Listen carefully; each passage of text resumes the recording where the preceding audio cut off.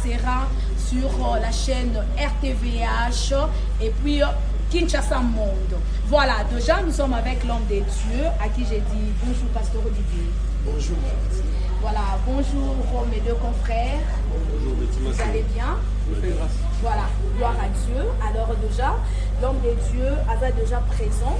Alors avant pour la débat na biso, pour la conférence de presse na biso, parce que biso c'est notre question, il y a tout dans l'homme des dieux par rapport. Il y a 15 ans, il y a grande campagne à la maison de mon père, 33 ans, il y a vie chrétienne naïe, et puis 15 ans encore, depuis l'homme des dieux comme un pasteur. Donc pourquoi Kabashi fait 15-15? Donc nous allons savoir dans cette émission, voilà, l'homme des dieux, je me reviens juste parcours Mayo, moi historique qui est pasteur Olivier Témétémé, abîmé la Nénéni. Pasteur Olivier Témétémé, à Botani, Congo ya papa, Congo ya maman, assemblée une église, Nini. Donc juste une petite histoire, il y a Pasteur Olivier Témétémé, il est commis, le responsable de l'église Rehoboth. Avant tout, parce qu'on a ma question, on a dit je vous en prie. Oui, gloire à Dieu. Le pasteur Olivier Témétémé, à Botani, à Avenue Semlik. Quand Avenue Église est ça, on a dit que Moussa Koulambou quand même a dit mariage. Mais curieusement, le pasteur Olivier Lambo quand même a dit c'est ça. Voilà. Naza, moi, na famille, 10 dans la famille. Donc je suis le 6e dans une grande famille. Et voilà, papa Langaï, Constantin Témétémé, maman Langaï Diré Nikoui, Baza vivant. Je crois la campagne de Zalibé. Na Botami, na Avenue Semlik, numéro 40. La commune de Lemba. Makambo Nzambe Mbali Bosso, quand tu as vu son sur l'église traditionnelle, c'est l'église catholique. Catholique, la Malongi, la Kouli, la Koti, la groupe Kizito Anouarit. J'ai évolué, mon enfance, l'église catholique, la combien encadré, la combien Moukassa. Après si, Baya, Bakanyoso, Kizito Anouarit, Salamouni. Donc voilà, les Aïkouna, ils ont histoire. Je crois que dans la réunion, nous avons invité, des fois, ceux qui ont des alliés, mais que nous avons un temps éclairé, mais qui n'ont pas rendre visite. Mais il y a une église A. L'église A, tu m'as dit, dans Rehoboth, ils ont un ciment. Nous avons dit l'église A, ils ont un cellule Moko, paix à son âme, l'apôtre lui Baya. Ils ont un cellule Moko, ils ont un Sama A. Dans l'église A. Ils ont plus, et maintenant plus. Parce qu'il y a quartier, quartier, et puis il y avait collège moi papa Modizo, papa Simon, Vedina, papa Lopez, papa Jean, papa Béraud, l'apôtre lui, à l'époque, bon ça ma prière, tout ça, toujours en famille, toujours ensemble là, en famille, c'était comme ça. Si, bon, je dis que non, il y a comme une cellule d'intercession, miracle et d'amour. Donc, 6 mois. Voilà. C'est une cellule d'intercession, miracle et d'amour. Voilà. À l'époque, nous avons dit, mais là, voilà, tout ça plus dans l'année 1993. En 1993, nous avons essayé, papa Lopez a eu au Kenya, avec la Kiki, nous avons fait l'apôtre. Lui, il a fait un beau costaud, avec 2 ans après. Donc il était là. Et à l'époque, j'étais le plus petit de l'église. Quand je vois papa, pasteur Jacques, il était là aussi parce que c'était mon papa à Bissot. Et pasteur Jacques, il y a un morceau qui fait louange dans la carte Naobina. Moi, pasteur Jacques, à l'époque, c'était comme ça. Donc, papa Vital, il y a eu Azaïki, donc tout ça. Donc, si mes bandits venaient la Lissangawana, apôtre lui, pasteur Jacques, papa Modiso, papa Simon, papa Lopez, papa Vital, à l'époque. Bon, tout le monde qui m'a dit, mais tout ce que tu as moi, j'étais le plus petit. Et j'ai dit, moi, on s'est montré ensemble. Message, je vais passer mon fils. Maman, il a passé un message. Papa Lopez a passé un message. Frère Zemmour, frère Sio, père son nom. Prophète Michel. Moi, non, c'est pour ça j'aimais vraiment l'œuvre de Dieu. De Dieu, l'église est comme un ciment, et il faut évoluer encore, il faut comme une église. C'est ainsi que Dieu peut évoluer. L'année, on m'a dit que tu es au cola, la remontée à la crise matinale. Le pasteur Jacques, il y a un pasteur d'église. Après la porte de il voyait quelque chose en moi. Ils ont tiqué ma casse. Si on assiste au thé à la crise matinale, il faut bien dans la vie, toi tu es énergie. Votre façon de parler, votre façon d'agir, je vois vraiment la pastorale en toi. Il faut se comporter bien, tu es encore trop jeune, donc il faut se comporter bien. Ah merci papa. Un jour, on a été à la crise matinale. Voilà, la 2005. Après la crise matinale, on a eu la permanence. Et si on a vu matin pour la quitter. Et voilà, alors maman me pasteur Jacques. Je me dit pour la quitter, la quitte à peine dans le matin. Au moins, on m'a dit pour la quitter. 9h le matin. Dans cette église, Naza athée, après moi, Dieu m'a dit, Dieu me doit diriger l'église. Mais ne dis ça à personne parce que il va créer l'autre du tout. Il y a eu dans le président jeunesse, tout ça, il y a eu comme accordon, on était l'église dans le secrétaire général. On a vu comment les évoluent.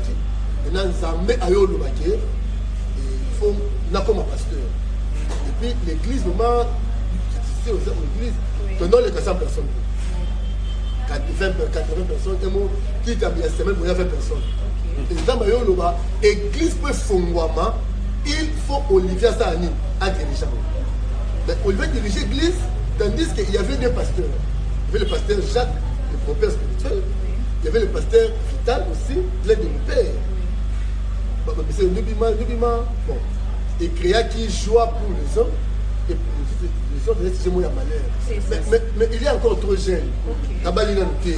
Mais sur la commis pasteur, aussi ça va servir l'église à la tête. Ils avaient trop de questions. Voilà, on était là, bon, on ne disait rien, parce que je savais ce que le père m'avait dit en secret. J'attendais seulement le temps, il y a un Zambé, de ça. Et voilà, les deux qui ont évolué, là, pasteur Jean, pour la sa grâce, la 2011, dimanche, les 11, non, les 20, l'autre le 21, pardon, le 21, 8e mois 2011. Il ne fallait pas consacrer d'abord. Là, je commence à monter. Je dis, bon, conseiller pasteur Olivier, tout dit, maintenant, le père spirituel a confié. On doit chercher un manteau à consacrer du son. Parce qu'à l'époque aussi, le pasteur Jacques n'était pas consacré. Parce que tu connais qu'après, tu avais une chagaille, moi. Tu avais une chagaille, tu nous dis, bon. Mais on va consécration, oui. Qui est votre pasteur? Je dis la tête, pour il a consacré Yoté. Après Yosani, on consacre Olivier, on consacre les autres. Et habiter. Moi, j'ai fait la doctrine d'Abraham. Abraham, dans ma vie, 8e jour, va se circoncire, moi, non, il n'y a pas ça, à se circoncire. C'est pas mal.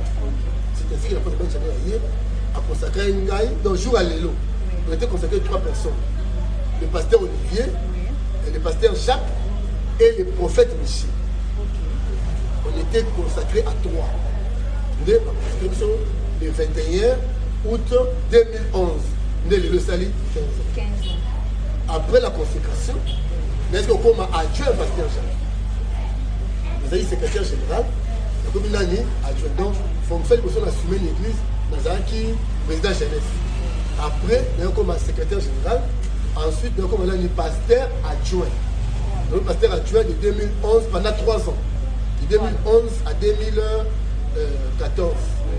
Dès 2014, le 6 avril, Dieu a parlé à pasteur Jacques Nana Kounaï. Maintenant, il est temps, il a changé de dimension église. Tu laisses la direction de l'église à ton fils Olivier. Mais c'est pas facile. Moi, là, oh, moni, alors tu as coupé la mise sur moi. Moi, là, oh, là, qui c'est le ABC de la parole. Et voilà, maintenant, moi, là, on va passer. Et voilà. N'ayez pas pété jour. Mais la Christ, papa Toto Mtateaka, je me souviens encore. Il a dit, bon, pasteur, j'ai la date. que le pasteur Jacques appelle ce historique comme un détient. Mais bon, voilà, à partir d'aujourd'hui, je ne suis plus votre pasteur responsable. Le pasteur responsable, c'est le pasteur Olivier. Là, à tout le monde, on va parler de ça, on va dire, on va souka. Ni libre à bateau, tout le monde. Puis là, Olivier, parce que Olivier, c'est ma personne pour ça là. Maman, Betty, papa Jika, papa, n'est-ce pas, phrase en débat qui s'arrête. Que ni libre à bateau, yo, tout le monde a été. Pour Olivier, c'est la sani. Ni libre à bateau, pour le monde, c'est la sani. Et c'était pour moi une grande responsabilité. N'a pas besoin de côté de la voilà, merci beaucoup en tout cas. Très belle histoire. Donc on a vraiment histoire Moko. Moi je m'en souviens très bien l'histoire au long de Dieu à Bézi. Pour moi on a vraiment témoin au killer. Il y a histoire Oyo. Mais pour la bande de Komosu peut-être pour la première fois, Boyo Kayango, il y a un autre on va reculer pour mieux sauter. Donc et on ne change pas l'histoire. Donc, on a une histoire à Ratoko Tasco, Namasolo et Lélo. Voilà, on a une histoire, il y a l'homme de Dieu. Mais avant de compter sur Namasolo, parce que on a dit que c'est le débat, on a confrère là-bas, on a question-réponse. Maison de mon père, il y a qui est tant pasteur Jacques Moubama, autopécier. Salutation avec beaucoup de respect là où vous êtes, en tout cas, papa, autopécier Bamboté, l'air à Pessio. On a un bâton de commandement qui vraiment la responsabilité. Ce n'est pas facile et ce n'est pas donné à tout le monde. Au Kambayango, il faut continuer avec l'aide du Seigneur. Mais ça, le père est beaucoup. Voilà. Par ma nature, je suis une personne effacée. Moi, dans les mobiles de Missaté, les mobiles de Bélaté. Dans tout le monde, il va découvrir. C'est ça ma nature. C'est lié à mon caractère. Hein. C'est pas moi qui suis comme ça. Je suis une personne effacée. Un jour, donc, la zone a prié dans mon numéro 11. J'ai prié la nuit. Dans ce monde, tout le monde doit comprendre. Tant que je suis la vie dans la primature, nous avons un peu de matéria. Je commis vers 15 heures. D'ailleurs là, na moni muto ati pembe. Anyoko na tableau la maison de mon père. La maison de mon père a fait 2 versets. Genèse chapitre 12, versets 1 à 5. Ayo pesa Genèse chapitre 31, le Téraphim. Genèse chapitre 31, verset 18 à 26. Voilà, je ne comprenais pas ça. Ce que vous a commis, tout ça, ce qu'on a dans la vision, et j'écrivais, mais alors retenir Abraham, Dieu l'avait promis cette chose. Je te bénirai, je venais de nos grands, ainsi de suite. Mais pour Nzambe, n'a pas mon Abraham, n'a pas parce que son père Térak, idolâtre. Et voilà encore, et par là-bas, il y a eu des théraphim. Si on a bêta classé, c'est la théraphim, la première édition. Nous avons vu un message, nous avons pasteur adjoint. Et puis, mon père n'était pas mon collègue, il était mon père spirituel. D'accord, il y a mon père spirituel qui est mon titulaire, dont j'étais l'adjoint. J'ai reçu un message. J'ai reçu un message dans la lali. La vie finalement l'appelle la boy, la femme dit parce que dans la télé pendant 15 minutes. Je disais quel montant là. Avec Olivier. Ça c'est un grand message qui était donné. Pour les amatéa à la phrase moi le matin. Miri Ramou. OK. Dans le espace au soit tempé notre au moins vision et tant nous sommes qui mais ma botte mine ça nini et on kango. De première édition de mon père, ça a 2 semaines. Dans la retraite, nous avons commencé la famille. Il y a aussi ma famille. La pression message pour libérer les familles. Ok, dans ma famille, dans le monde entier, au message. Donc voilà, merci de mon père. Et bon. Ok, merci beaucoup. Alors déjà, Natiki, ma question, confrère Rami Balé, on a déjà prêt, on a déjà posé une question par rapport à Dengue Pasteur a expliqué l'ISO. Je vous en prie. Merci beaucoup pour la parole. Pasteur, encore une fois de plus, bonsoir. Bonsoir, Toshika. Alors, on a lundi parcours Mayo, et comme si on a ma casse, accession Mayo, ma vie sacerdotale, parce que nous avons célébré les 15 ans. Depuis que je suis Lingenda, Kakokamba, Moussala Nzambe, et puis 33 ans, et puis on fait ça beau mollet pendant Jésus Christ. La vie parcours Mayo est lié au parcours en David. Quand on a accédé à la royauté, basi baimba banzembo Saül a boma 10 000, David a bomi 1000. La ligne yeba na parcours na yo eloko nini ezaki particularité kati na yo oyo esali ke batata molimo batikelo nzela na fete nyonso po atile na pouvoir ozalaki koteya na mosusu makasi ntango ozalaki koteya délivrance ezalaki kosalema et par là nzambe alobi bon lokola parmi bateya awa na omonake yo ndoza na onction ou bien basi mpe bayimbelaki yo nde esali ke lelo okoma place wana po eza ndenge yebisa biso na mwa particularité ya ngolu po esali ke omatamata noki boye. J'avais une particularité. Un jour, j'ai prié à Dieu. Ouais. J'ai dit à Dieu, donne-moi le fils comme moi. C'était mon côté, oui. En tout cas, côté, il y a un boulot. Les gens ont voulu venir au thé. Ils ont grâce à mon fils. C'est pas une grâce. J'ai prêché bien et très bien. Et autre chose, parce que je n'étais pas le seul prédicateur. Il y avait ceux qui prêchaient à l'époque plus que même moi. Mais particularité, c'était l'amour de Dieu. Olingo, l'amour des lèvres de Dieu. L'amour des lèvres de Dieu que moi j'avais, pas de monsieur Zaki. Et surtout, la compassion des âmes. Je n'étais pas le seul pasteur, non, je n'étais pas encore pasteur. Mais, sur ma vie, une maman a boti na tchang. Là, dans le tête de ça. C'est mon boy, na masina kuna, à quoi il m'a dit la grosse scène même pour transport. Il y a aussi pour les dames. Et donc il m'a monté. Si vous voyez, faut Olivier c'était comme ça. Ma Gisèle, moi j'ai le président de ma maman. Elle m'a fait ça. Continue l'église. À ose à des moyens kati. Ce qu'on a au bout dans la Libanda. C'était comme ça. Maintenant, c'est ce que mon père avait vu en moi, l'amour, la compassion des âmes. Et puis, donc, on sait mon côté. Sacrifice, wana. Et puis, j'étais loyal à mon père spirituel. Tout en Jika. Ma petite, papa, comment on voit ça? Papa Junior.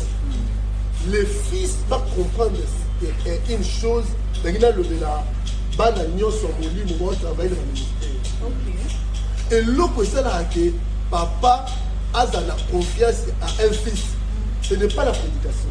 C'est ça. C'est la loyauté. Surtout ça. Surtout ça. Parfum et l'équipe. Au gros, tu as plus que ton père. Oui. Mais ce côté, le papa me donne la matière. Les gens, quand les femmes vont chanter, tu prêches plus que c'est la gloire. Mobilité, il y a une petite matière. La serviteur à l'élo. Exactement. Voilà. Alors, deuxième question, on a parce qu'on a toujours dit, et il va un grand homme, on se cache une grande dame, je pense que c'est la dernière fois qu'elle a fait ça, confrère, là, tout dans le bas. À quand est-ce qu'elle peut intervenir votre mariage? Choix nayo, pour que les lots, pour comme niveau Zali, je peux reconnaître que c'est parce que tu es aussi tombé dans la main d'une bonne femme. Alors, tu peux faire ça, bâton de commande, pour comment monter, une source, parce que il y a une non-modalité. Comment tu as su faire pour qu'on ça mon pépé surtout dans le choix parce que les jeunes bazo landayo et bien le ministère et bien pour faire le parce que mauvais choix. Voilà. Alors comment toi tu t'en es passé na où était vraiment mon soudio le loco comme en gloire. Après qu'on soit appel le ministère, je le dis pour ceux qui ont l'appel le ministère. Le choix il y a ma casse. Le choix mariage. Pourquoi? Parce que le choix du ministère famille te fait sortir. C'est Dieu qui t'appelle. Oui. Mais les choix et en mariage, il faut faire un bon choix. Alors à l'époque, on avait avec maman Ange, on appelait la sœur Ange. Alors, nous avons le maquillé. Ils font là, il a ta église, tout ça. J'avais dit bon, En tout cas, Mamdé est amoureux dans un pasteur. Mais je ne savais pas que nous un pasteur responsable. Même si voilà, il faut j'ai eu vraiment du temps d'enseigner ma femme avant le mariage. Aujourd'hui, vraiment, Dieu m'a donné une très bonne femme. Voilà, maman Ange, ça coûte je l'ai dit, papa. Voilà. Moi, c'était une fois pendant 15 ans. Tu savais 15 ans mariage. 15 ans mariage, 15 ans ministère, 15 ans de mon père. Vous avez 15 ans. Non, tu sois naté. Mais tu disais une fois de Cameroun à l'église. Mais par après, tu sais comprendre, d'autant mon femme. Donc, moi là, au moment où il y a la stress. Amen. Tu évoluer avec cette femme. Et puis santé, hein, parce qu'on a maximum bouquet. La question est on fait la rare. Vous savez, Justin Kayembe. Santé, pasteur. Santé à l'époque, c'est différent. Mais parce que je suis à l'aise. Amen. Je suis à l'aise. Vous savez une chose, à sa apparence. Ok. Il y a bien ça. Et l'autre, c'est 6 cas, c'est voilà. Jeune serviteur, ceux qui nous ont appelé son ministère, traiter ma casse comme ça, les choix du bal. Et tu dois beaucoup enseigner la femme. Amen. Autre chose, la gestion de l'église, de côté moi, c'est on nous a la parmi la diacre. C'est une enseignante, c'est moi qui nomme l'église. C'est moi son mari. Il y a des gens qui ont payé. Les gens exercent qui n'a pas. Le ministère ne crée pas de problème. Les gens ont un pasteur, souvent, dans l'union santé. C'est ça. Tu as la gestion. C'est moi, ça me dit pour moi, c'est la gestion de l'église. Mais la femme peut évoluer. Pour moi, je n'aime pas trop parler sur les matériels. En tout cas, avec ma hanche, si tu as les lots, tu as commis les lots, tu as mis ça. Est-ce qu'il y a qui note ça? Ça t'a pas la montée maintenant. Qui note qui sont envoyés dans un ministère de la défense, qui note et le développement. Avec cette femme, le ministère évolué. Avec cette femme, santé évoluée. Avec aussi mes enfants, ceux qui au cours de la classe, il faut se faire là. Malheureusement, 90%, mes enfants sont retenus le matin motivé. Donc, dans la famille, je suis épanoui. Dieu m'a fait grâce. À toi, côté, il n'y a pas de problème. Donc, maintenant, il y avait un problème. Avant de consacrer face à l'année, on a une consécration dans l'aïe, et la naï na mariage. Na bali le 21 juillet, va consacrer le 21 août. Un mois après le mariage. Bon, j'avais trop cher, j'avais 29 ans. J'avais 29 ans, donc j'avais trop cher, même pas 30 ans. Donc voilà, on a collé une église, on a bali une église, ma vie est dans l'église. À part l'église, on a vu une fille.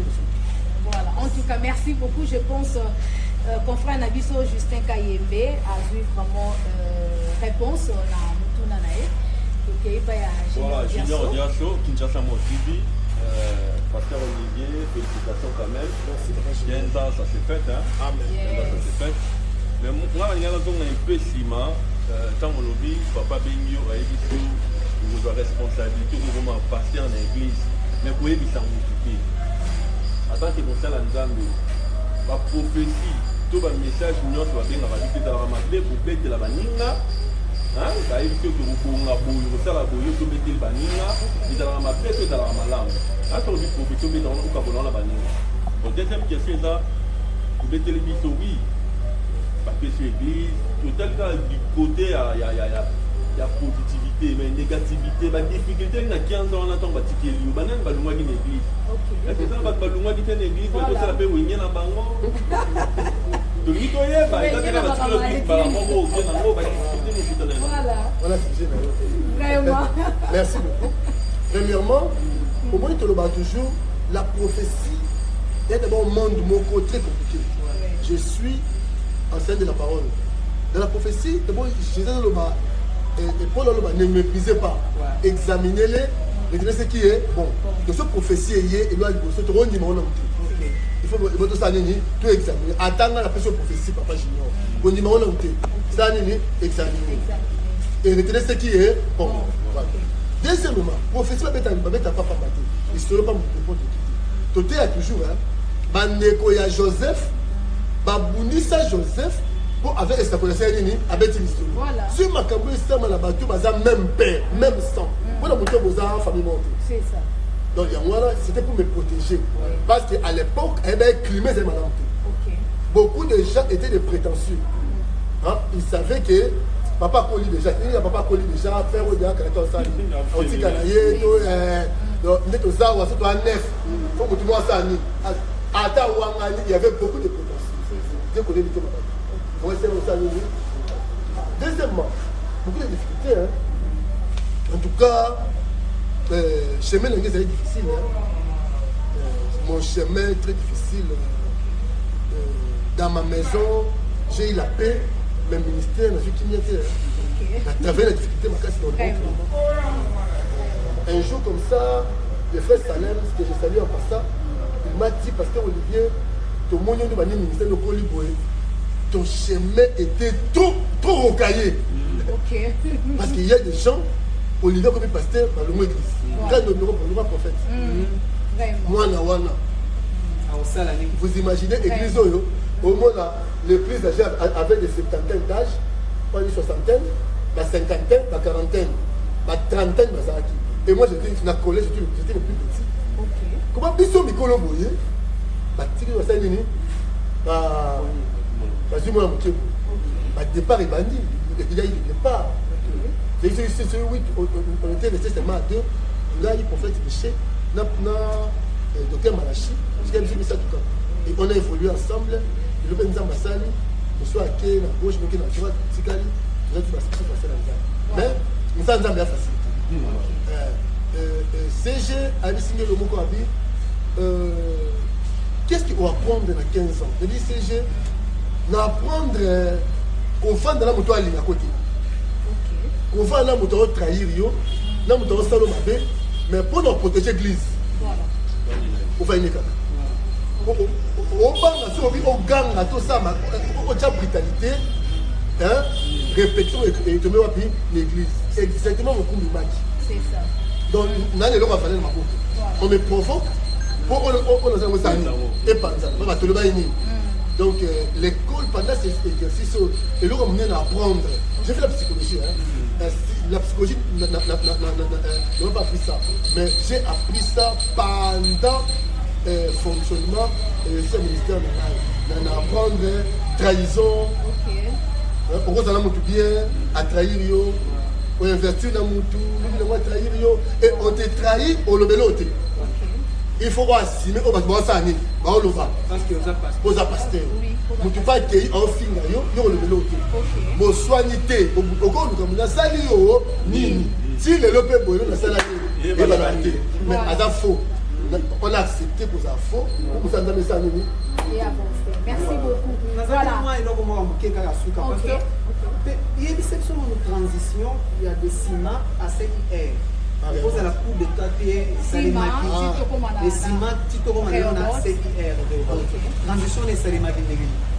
Merci beaucoup, parce qu'il y avait un problème. L'église n'évoluait pas.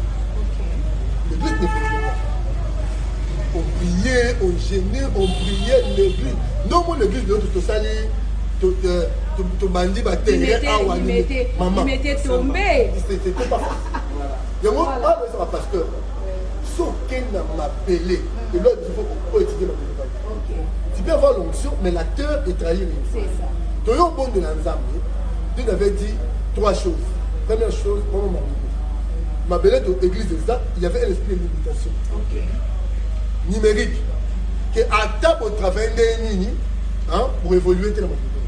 Deuxièmement, il y avait un problème de nom. Avec les noms de Sima, pour évoluer, mais à son nom, pour faire voilà. Ainsi que au moins, il y avait un esprit maléfique qui collabore avec l'esprit de Sima. Si le leader a Sima, pour évoluer. Troisièmement, il y avait l'alliance. Donc, l'église de bandits, Sima. Il y avait des gens, je crois, il fallait détruire cette alliance. Maintenant,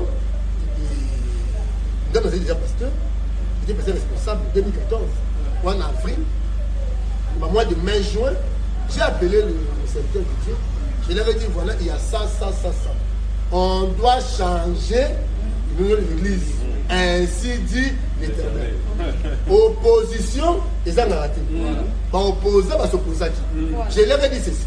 Si l'église est changée comme nombre d'églises est et l'église ne sera plus la même. Si le biso est au Vani, on change. Dieu a fait grâce. Tout le monde est d'accord. Il est changé comme moi. Et le Massima est comme une curieusement, avec Réhobot, maman, papa, nous avons élargissement. L'église est fondée. Et on zamba la fidèle. On zamba l'obaki et c'est un écoquistan. Les conservateurs, il y a des gens, par exemple, amis à ma routine. Ah, tu me sens la bouille. Il était dans la vie, on a fait évoluer. Batunga lingate ba ami ya routine. Ah, to mesana boy. Non. To go mesana boy, menza maseli a changer. Il ne va pas changer la loi.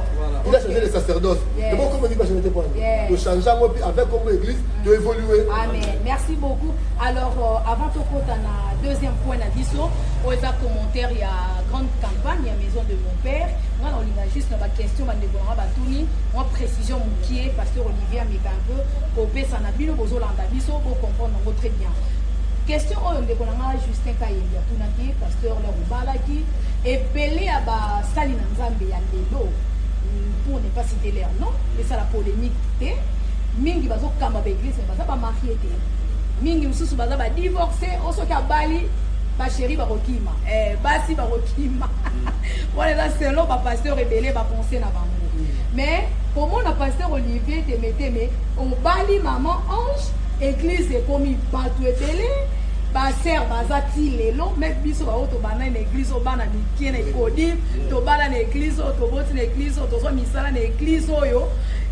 Et bien, les soucis à ma soeur, ma zoya, l'église, si le lot, n'est évité. Pourquoi nous bandez par rapport à ça? Bon, le mariage, le ministère, bon, au sens strict, le ministère ne dépend pas du mariage. Mais au sens large, le mariage accompagne le ministère. Ok. Très profond. Ok. Mais ça, c'est là, pasteur rebelle, ministère est beaucoup pas. Bon, si soigner sa soeur pour aider passer à bongo pasteur. Que la maman pasteur va soigner sa papa. Le ministère est d'abord conjugué au singulier. OK. Je suis contre les couples pastoraux. OK. Les couples pastoraux n'est pas biblique. Voilà. Très bien. Aucun homme de Dieu à Salam au monde au Pierre Jean à ça mais c'est la moi sinaï. Non moi sinaï. Maman ça et ça maloba pas. Au commencement il n'était pas ici. Ngai ni on une église, l'église ma pasteur. Ma femme a sa servante. A pasteur. Si on a voyagé, l'église est la collège des anciens. Dès la Bible les années. Vous comprenez? Donc les églises le ministère se conjugue au singulier. D'ailleurs, le mariage du pasteur c'est sa vie privée. Sa vie biblique est un pasteur avec les fidèles. Merci beaucoup. Mais attention, le mariage peut aussi influencer. Voilà. Parce que si on bali malade, le ministère peut évoluer. Si on bali ma paix, le ministère peut évoluer. Vous prenez ton vie. Ça dépend. Il y a des hommes de Dieu, par exemple, la raison là-bas. On va pousser à quelqu'un, il va s'annuter, mais Ngai n'a conseillé à un homme qui faut marier. Merci. Pas à marier et vous protéger Merci beaucoup. Maman, na section mutie. Omoni mwasi na kati ya ndako azaka lion. Papa junior, papa j'étais bande dans un d'accord. Ndako mwasi aza. Mwasi pour ça à côté de ça. C'est ça. Mais ndako mwasi aza te, pourquoi ma sœur 4 5. Moi yo pasteur là le petit musa yo. Ah c'est le passage. Ça comme la ndako. Voilà. Oh, bêtise de côté à peu. Donc, Lyon, moi, à la tête, exact, merci beaucoup. Alors, pour la commenter, on fait sur les paroles, on a commenté fait question à Junior Diasso, donc on a moins sous question rapidement. Junior Diasso, on a des questions au pasteur Olivier, c'est vraiment très important. La difficulté au Koutan Nango pendant 15 ans. On a ba difficulté yo kuta nango est-ce que lelo kokolo ba que non na bano yo boti mwana moko pa koza na pasteur le quoi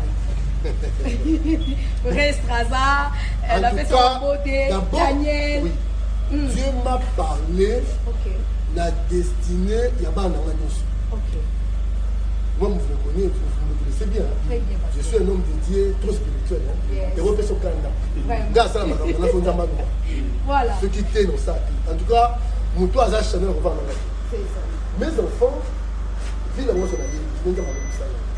Le ministère, ce n'est pas le père n'a pas ça. Quand tu vois un homme, ailleurs du pasteur consacré, il est déjà fou. La Bible est salamati. C'est Dieu qui disait, ici Samuel, va dans la maison d'Isaïe, va oindre l'un de ses fils. C'est Dieu qui a dit, c'est ça, à Élie.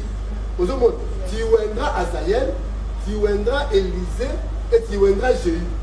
Nous avons mis le ministère, pasteur, non, il faut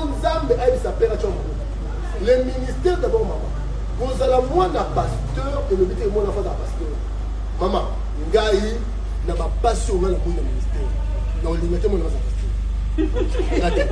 Mais l'église c'est comme le quoi royaume, mais le quoi héritage. Papa pasteur, lui papa Zatati qui est moi là. Pasteur, tu le baquet, tu as même sous ma sauté, quand on le baquet, ça est parmi aujourd'hui. Avec les balles même sous déjà baquet, bien ma casse. Donc, moi, le ministère est un zam. C'est un zam à béni moi, là, il y a souveraineté. Mais quand il y a mon quoi, béni, ceux qui tombent, ils ont mon sang. Maman, papa, c'était pas facile. Moi, votre pasteur, j'ai posé des choses de grandeur, moi, que je suis pas dans le bateau. Mon tout est bien, moi, on est au CC. Si après, je suis 15 ans, nous avons compris tout ça. Mais oh, le bateau va aller bien. Même si on va dire ça, mais parce que c'est nous d'amour. La nuit bien-aimée, la neige je passais au silence. C'est mon ça. À ôter on le babi. Pourquoi on va avec des fois on route à défense. La zone qui n'a pas de ngombe. Mais c'est comme nous sommes combattus comme ça. Mais tout le monde, si mon monde est posé dans une mission et si mon talent dit moi, après elle a dit ban. Donc ban il faut faire la prière. Parce que tout le monde bon on a les guerres au moins. Le ban zambe moi ça.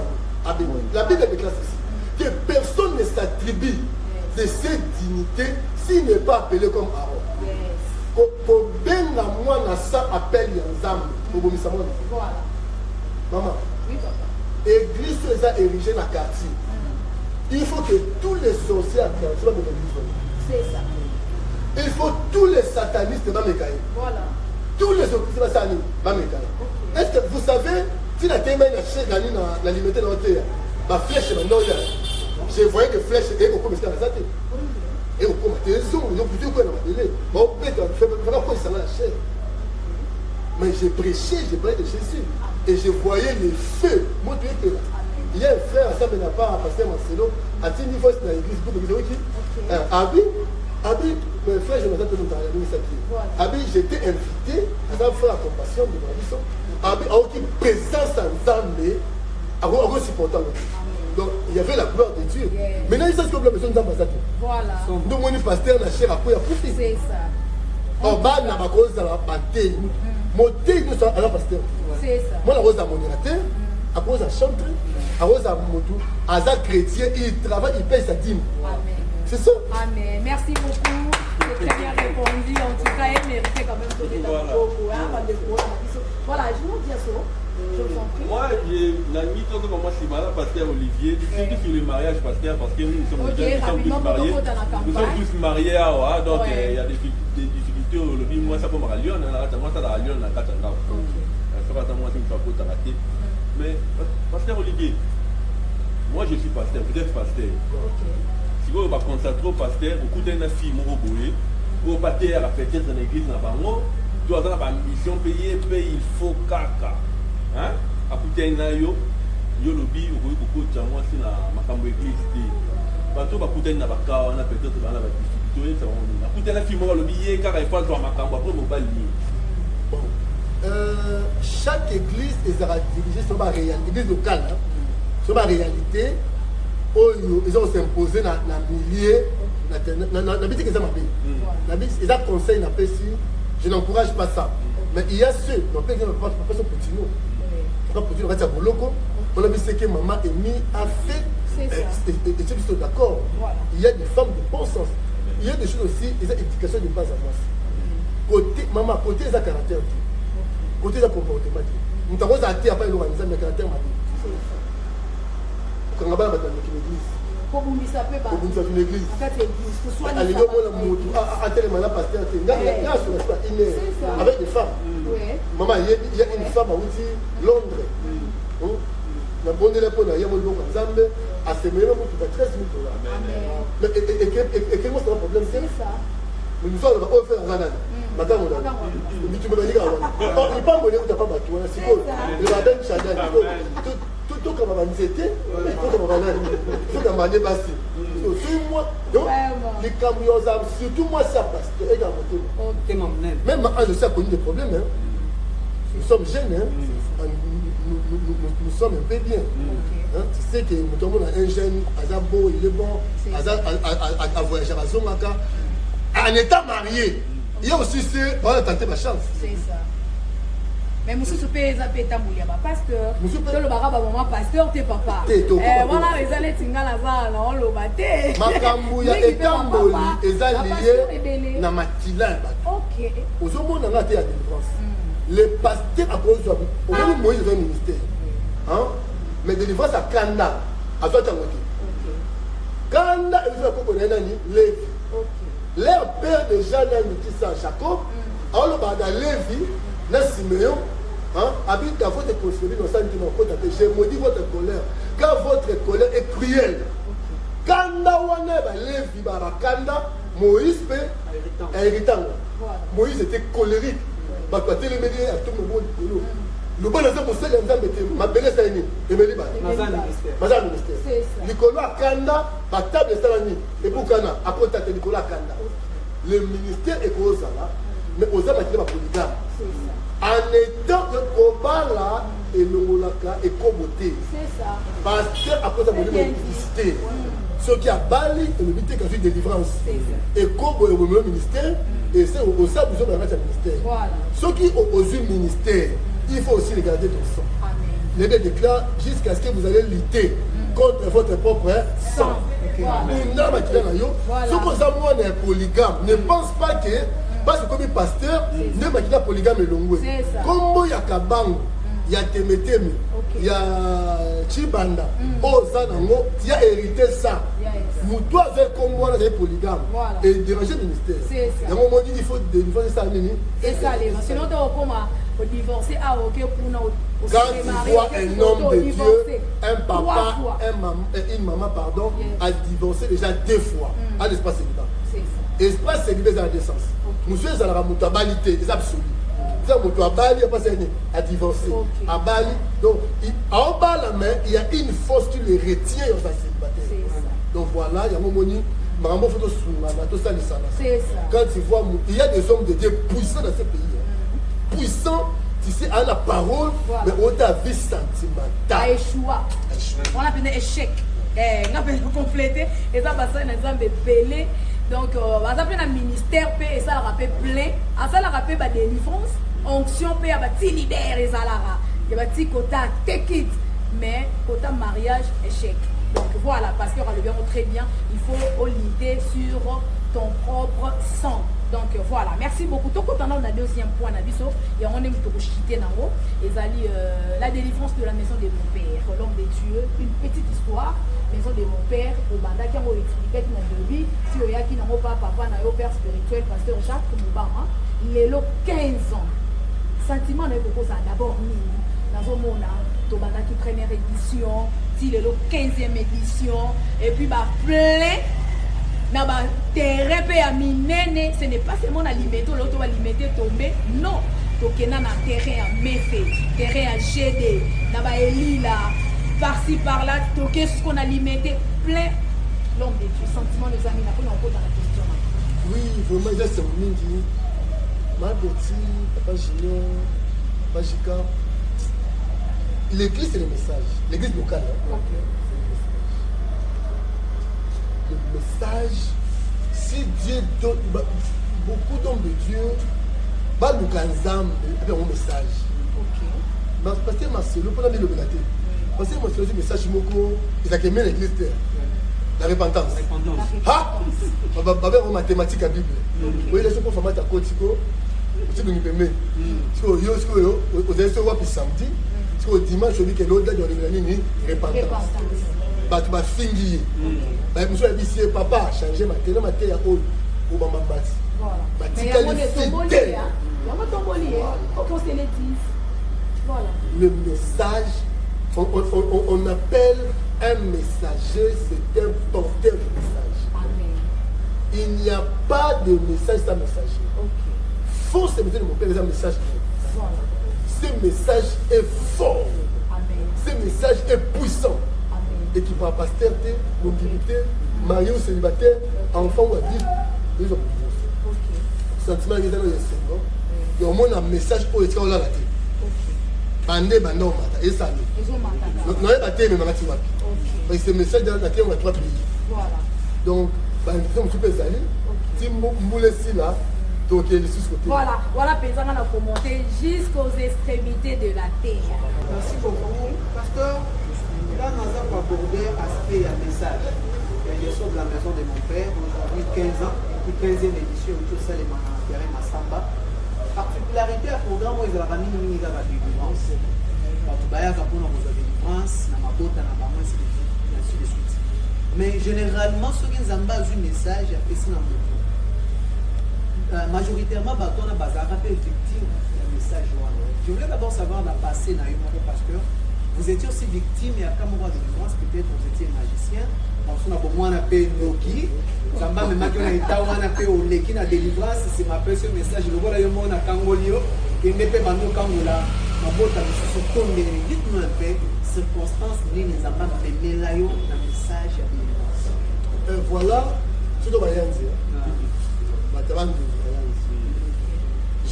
Premièrement, je n'ai jamais pratiqué la magie, ni la sorcellerie. Gaï, il y a un bien sur l'église. Il y a un pasteur de l'église. Quand l'église est ôtée, et puis avenue, quartier, donc on peut les appeler, on va appeler les bases. Donc, je suis chez moi. Dans le salon, il paye, il y a autant de monde. Mais c'est mlik. Nous sommes dans le avec mon gang. Je suis chez moi. Donc, Dieu m'a fait grâce, je suis pire. Quand j'ai prêché la campagne, un pasteur, le pasteur Jacques, avait la façon dont le pasteur Olivier prêche la parole. Et c'est là, et voit maille et dit la source, il y a ma lampe. Cela prouve que la personne est sainte, le message aussi est saint. Voilà. Donc, ça, c'est l'esprit qui nous a témoigné, nous sommes enfants de Dieu. Mais ça, d'abord, est Zwinga pour moi. Je suis né dans une famille pauvre. Mais mon père travaillait. Moi, mon père a venu travailler, l'âge à 26 ans, il a 77 ans. Mon père a prêté serment à transport pour a profité comme a vu pension comme comptable d'État. Mais il y avait une chose, moi, mon aïe, ils ont pour l'ambiance. Mais maman n'a pas connu ça. Il y avait un problème dans ma famille, il y avait la pauvreté, il y avait l'esprit de célibat. On cherchait Dieu dans ma famille, avec mes soeurs, tout ça, et mes frères. Ils ont mis en eux habits sur le lot au monde. Tant mon papa m'a baladé à l'émission, après ça, couverture thé. Il y a du mal. Il y a du papa qui est 1969. Papa a prêté à Saïné, à Tinambo. J'ai vu mon oncle Aïe, a vu couverture Nambo Wabi. Et c'est pas ton beau-frère, ton libéré ban. Voilà, on a mis sur le Boye, l'avenue à Pate numéro 35. Ton libéré ban, à ce qu'on va roubar. Car là, il y a un moment prisonnier. Donc j'ai dit que ma famille était dans la prison. Maintenant, d'où vient cette pauvreté? Un jour, étant dans cette première édition, j'ai appelé la famille. Et papa, Naté m'a dit à moi, t'es la fille. bino papa bokuta mboka bokuta oyaka nani. Mon père me dira elle a un toit de camp. Papa na ye apesaki ezwa ngo ke kundongo na semanda ko na hospital. Si vous avez un problème au lever c'est pour tout le monde. Mboka to sani to yoka. Papa atali na ye ça c'est classe parce que nous ça na bas. Mais chaque étape de la vie na après ça répond à nini na moteur de camp. Le temps à 6 classes avec le moteur de camp. Voilà, donc dans la cycle nous ça les unité des athées. Na butu papa na yoki. Na bisiye na yoki o exibition que aussi comme ça les athées ça va dossier et quand la banque. Ne papa qui est dans la banque centrale. À côté de dossier à d'autres banques. Maintenant mbongo on est à Nisibiso. Mbongo on est beaucoup de biso. Donc moi nous avons maladie héréditaire dans la famille. Le cas célibat spirituel dans la famille. Et j'ai commencé d'abord par détruire les idoles la famille Nabiso Lelo. Vous avez rejeté. Mais si vous dites que ça, c'est mal à porter. Puisque ça, awa, en tout cas dans ma famille, nous sommes dans le pan, Dieu nous a pas mal à biso. Voilà. Donc, message à maison de mon père déjà. Et ça, bateau, la prisonnier, la prisonnier n'a pas d'attente. C'est message de libérer. Amen. Pouvoir mon toit du cas pour la famille, c'est un blessé. Mon père a 70 ans. Ma soeur Angèle, que je savais en passant, a dit Olivier, cette édition, tu es mon papa. Un monsieur sur ma alliance à Salaka, la prière et ça anime. Et pour la première édition. Mon père était là. Ok, il était là.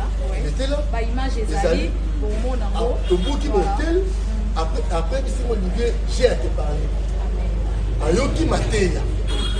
Attends, mon bossage. Donc, non, c'est là. C'est même ici, là. Le prochain, donc, il écoute, alors, papa, elle, c'est ma camoufle.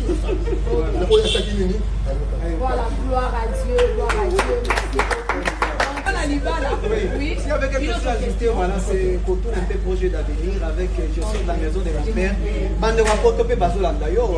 Vous avez un jour, on a pour ça, pour qu'elle ne paye à niveau à l'étranger ou tenir paix campagne à l'étranger. Projet d'avenir, les Andénis. Est-ce qu'il y a quelque chose à Congo? Non, non. Ou bien vous comptez aussi pour élargir en même temps. Déjà, le pasteur Bélange, je salue en passant, a invité la délégation à faire une personne. Tout est à maison de mon père. Dans ma province déjà. En Afrique du Sud, déjà en Afrique du Sud. 2023. La Turquie, la Dubaï. Voilà, toujours avance. Alors, la Bible déclare que jusqu'aux extrémités de la terre. Diaspora, pour l'instant, dans le pays Bozali, maison de mon père est souffri dans le monde. Et c'est la mission de $8,000 par édition. Mon gère à podium, par image de Zwaki, donc vraiment, nous sommes limités par nous. J'ai béni le peuple de Yarabot, Batik à pasteur aussi, va contribuer. Et puis il y a aussi diaspora, va contribuer à IP. Bino Boza à Poto, soutenez cette vision. Dans ma contribution, la Bino, dans Mongo, Zamo pas mon Bino. Nous appelons achat parcelle. Nous faisons ça par aussi Maye, Azar le pan, on va semer l'église, à semer, toter le ensemble. Nous appelons la boucle le pan, et le mot nous semer en haut, regretter l'eau. Bah, Ambos a sauvé, nous maison à Panza. Amen. Mettez la chaîne à télévision. Voilà. Chaîne à télé, chaîne à radio. Oui. Pourquoi pas? Donc c'est la chaîne des maps. Des livres des maisons de mon père. Comme ça, tata, maman, a dirigé chaîne. Donc voilà, au niveau créé une méthode au Saliango, message au fait comme jusqu'aux extrémités de la terre. Doté en Europe, en Asie, en Océanie, partout. Amen. Je prends la parole pour d'abord dire un grand merci à tous ceux qui nous ont suivis à travers cette séquence de presse tenue ici dans la commune de Lemba avec le pasteur Olivier Témétémé, qui est un homme de Dieu et qui a reçu la grâce de la part de Dieu et est en train de faire de choses. Dieu est en train de l'utiliser d'une autre manière à travers ses messages profonds de la délivrance. Alors vous savez, c'est pour cette émission d'intégralité sur la RTVH, ça sera le week-end de soir et la rediffusion sera communiquée la semaine prochaine. Quant à moi, je tiens à vous remercier d'abord pour le travail bien accompli. Mon collègue aussi, un grand merci. Et aussi merci l'homme de Dieu pour la confiance et les élèves. Le plaisir de venir partager. Merci beaucoup. Voilà, moi je dis un grand merci à pasteur Olivier Témétémé qui a honoré notre invitation. Et puis merci à Betty Massimo de m'avoir invité dans cette émission. Donc la conférence de presse, merci à Biso. Abonnez-vous, likez la chaîne Nabiso et puis vous soutenir le pasteur Sansera Didier. Merci beaucoup, voilà, merci. L'homme de Dieu pour finir. Vraiment, nous avons besoin de soutien. Nous sommes vraiment, nous sommes limités par papa, maman, et si vous êtes un étranger dans le Congo, bien la 9 0243 9 98 72 66 23 00243 9 98 72 66 23. Ce que pesi biso au bendi biso na likambo etali délivrance to sunga yo. Ce que la soutien nous sunga musana Nzambe ekokoma et puis elo na sepeli bandeko na ngai nde bayembi Yesu. Vous avez invité la vie avant la prière. Hein? Plus de 100 personnes.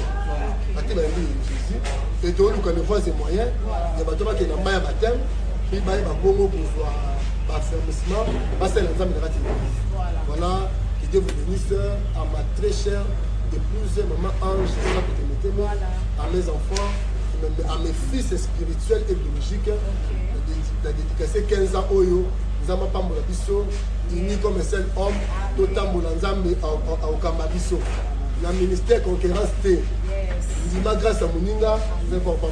Amen. En tout cas, vive vos 15 ans de sacerdoce et 33 ans de vie chrétienne à l'homme de Dieu. Le révérend pasteur Olivier Témétémé, le gardien de l'arche, le jeune lion, en tout cas, que le Seigneur vous donne une bonne santé et une longue vie, beaucoup de bénédictions à vous d'âge et surtout plein succès, la délivrance de la maison de mon père, de la Mampota et Belé, donc Ekoko jusqu'aux extrémités de la terre. En tout cas, tel est mon souhait. Déjà, que par la grâce de Dieu, alors Ekoko Kisama. Alors, merci beaucoup déjà. Permettez-moi quand même remercier cette équipe technique, une équipe très costaud, vraiment va réaliser mission Oyo. Merci à mon frère Gloire Mondostar. Merci beaucoup mon frère Dédé. Merci beaucoup frère Jolino, papa Dav Moubama. Merci papa Oreti Basoko, frère Jordan Makobo. Mais c'est l'English, bien que le lot a vraiment prêché. Puis frère Patrick Nzenga, vraiment prêché. Et puis salutations à Vieux Basoko. Donc salutations à vous Vieux. Il y a eu un Moana. Merci beaucoup ancien Gorbi Mewa, l'homme des dieux. Donc les fils à papa. Donc je pense aux qui conseillent papa Pessi. Hein? Donc voilà, conseil Wana, il faut vraiment continuer vraiment dans ça là. Merci beaucoup et salutations à ma maman chérie, maman Kati Bakisa. Champion Kayembe, mon grand frère depuis Dubaï. Saïd Dubene, bon séjour à vous depuis Turquie, ma petite sœur. Donc que le Seigneur vous protège. Et Yona Bana, donc voilà, ainsi que ton mari. Alors merci beaucoup à mes enfants, maman Ange Saputemeteme, notre maman, bisous à vous, maman France Misoko, ma deuxième maman, hein, ma marraine de l'X, femme de foi. En tout cas, que le Seigneur vous bénisse. Que le Seigneur bénisse toute l'église Réobot, maman présidente, maman Arlette, Fundu Mapangila. En tout cas, église Babosa vraiment est belle. Donc, Momi Sarah, que le Seigneur vous bénisse. Frère JV, que le Seigneur vous bénisse. Merci beaucoup à mes confrères, Justin, Kayembe. En tout cas, que le Seigneur vous bénisse. Que le Seigneur vous bénisse abondamment. Que le Seigneur bénisse abondamment aussi mon frère Gino Diasso. En tout cas, merci beaucoup à vous tous. Moi, Betty Massengou, je vous souhaite beaucoup de bénédictions. Émission Borlanamo, dimanche, na Chebiso Télévision, là où je travaille. Borlanamo à partir à 13h. La rediffusion le mercredi à partir de 12h. Déjà direct et ça déjà na YouTube, na Libanga TV. Et puis Olivier Témété officiel, Olivier Média aussi na YouTube. Pour la namo na Kinshasa Monde TV, chaîne ya Junior Diasso. Pour la namo na RTVH, chaîne ya Justin Kayembe. Alors merci beaucoup de nous avoir suivis. Que le Seigneur vous bénisse. On se retrouve déjà à la prochaine. Portez-vous bien. Au revoir. Bye.